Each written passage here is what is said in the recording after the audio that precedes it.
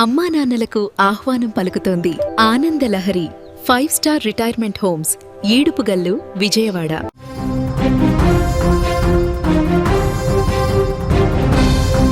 నేటి సమాజంలో social media craze ప్రాణాలు తీసే స్థాయికి చేరుకుంది. స్మార్ట్ ఫోన్ చేతిలో ఉంటే చాలు లోకాన్ని మర్చిపోయి వీడియోలు తీసే యువత ఆ పిచ్చితో కన్న తండ్రినే కడతీర్చినటువంటి దారుణ ఘటన ఛత్తీస్గఢ్ లో కలకలం రేపింది. రీల్స్ చేయొద్దని మందలించినందుకు, తన ప్రవర్తనను తప్పుపట్టినందుకు ఒక కూతురు కసాయిగా మారిపోయింది. అర్ధరాత్రి నిద్రిస్తున్న తండ్రిని కొడవలతో గొంతు కోసి చంపేసిందండి. ఛత్తీస్గఢ్ లోని కోర్బా జిల్లాలో అత్యంత దారుణమైనటువంటి ఘటన, విషాదం నింపే ఘటన. హార్ది బజార్ పోలీస్ స్టేషన్ పరిధిలో రాలియా గ్రామానికి చెందిన అశోక్ కుమార్ కేవత్ 55 సంవత్సరాల అతనికి తన కన్న కూతురు చేతిలోనే దారుణ హత్యకు గురయ్యాడు. 27 ఏళ్ల గీతా కేవత్ తన తండ్రి గొంతును కొడవలతో కోసి చంపటం చాలా సంచలనంగా మారింది. అక్కడ మృతుడు అశోక్ కుమార్ కు భార్య, 3 కుమార్తెలు ఉన్నారు. గత 8 ఏళ్లుగా భార్య పిల్లలతో గొడవల కారణంగా అతను ఒంటరిగానే నివసిస్తున్నాడు. భార్య కుమార్తెల ప్రవర్తన సరిగా లేదని, వాళ్ళు చేస్తున్న పనులు కుటుంబ గౌరవానికి భంగం కలుగుతున్నాయని అశోక్ చెప్తానే ఉన్నాడు.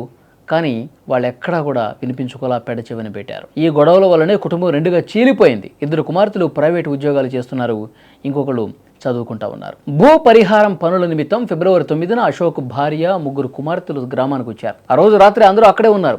తెల్లవారుజామున 2 గంటల సమయంలో అశోక్, అతని పెద్ద కుమార్తె గీత మధ్య వాగ్వాదం జరిగింది. గీత సోషల్ మీడియాలో పోస్టులు చేసేటువంటి వీడియోలు, ఆమె ప్రవర్తనపై అశోక్ అభ్యంతరం వ్యక్తం చెప్పాడు. తండ్రి వాడిన కొన్ని కఠినమైన పదాలు గీతలో ఆగ్రహాన్ని కట్టలు దించుకునేలా చేశాయి.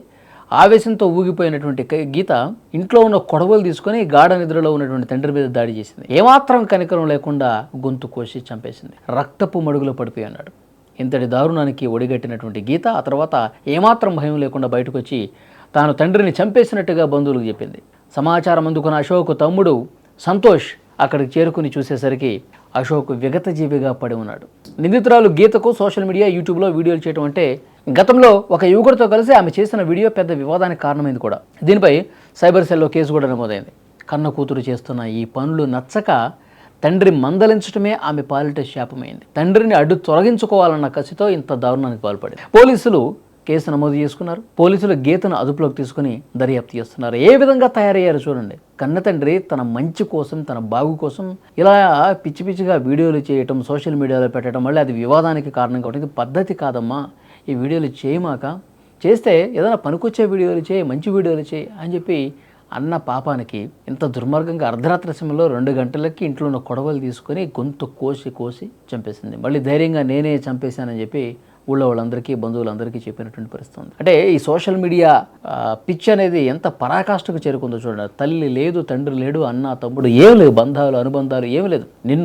నిన్ను కని పెంచి ఈ విధంగా ఇంత పెద్ద దాన్ని చేసినటువంటి పరిస్థితుల్లో ఇంత దారుణంగా కన్న తండ్రిని చంపడం అనేది నిజంగా చాలా బాధాకరమైనటువంటి విషయం. ఇలాంటి ఆడవాళ్ళని ఏం చేయాలి చెప్పండి? కనీసం బంధాలన్నీ కూడా తుంచేసుకుని నాకు నా రీల్సే ముఖ్యం, నాకు యూట్యూబ్ వీడియోలే ముఖ్యం, నాకు సోషల్ మీడియాలో వీడియోలు పెట్టడమే ముఖ్యం, నాకు అమ్మొద్దు, నాన్నొద్దు, ఇంకెవరు వద్దు అనుకునేటువంటి ఇలాంటి వాళ్ళని, ఇలాంటి మతి భ్రమించినటువంటి అమ్మాయిల్ని ఏం చేయాలి చెప్పండి? వీళ్ళకి ఏం చెప్తే వీళ్ళు దారిలోకి వస్తారు? ఏం చేస్తే వీళ్ళు మళ్ళీ మంచి మార్గంలో నడిచే పరిస్థితి ఉంటుంది? తప్పకుండా కామెంట్ చేయండి.